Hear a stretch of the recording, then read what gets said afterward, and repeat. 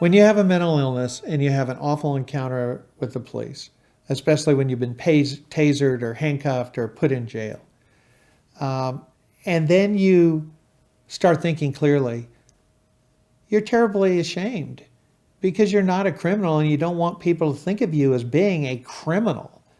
You know, my son had done nothing wrong before this incident. And in his case, he had broken into a house to take a bubble bath. Luckily, no one was there.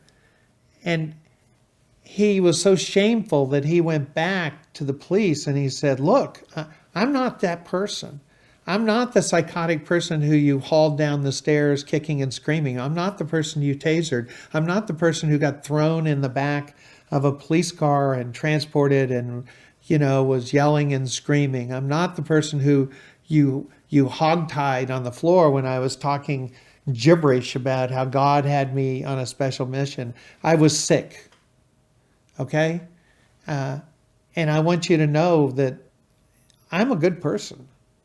And the fact that he had to go back and do that, I mean, I can't imagine going to a doctor and saying, look, I'm really, really sorry I had a heart attack, or I'm really, really sorry that I have bad eyes and I have to wear contacts, or, I mean, this is an illness. And yet we put people in positions where they're deeply ashamed. And of course, that contributes to the stigma of, I don't want to admit this. And we do it, our whole society does it in the advertising and how we portray people, going back to the days of Psycho and on, and people to make fun of. And it's interesting why we're scared of people who are psychotic on our streets, but there's something else going on there.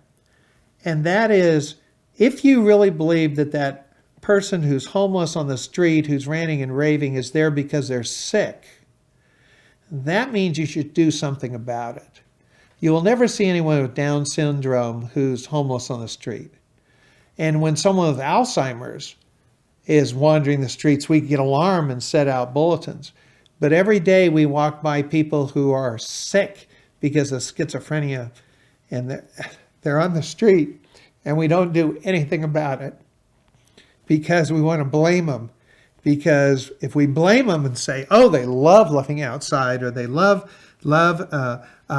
must choose to be psychotic, it does two things. It relieves us of having to do anything, but it also puts blame on them. They chose this. They deserve it.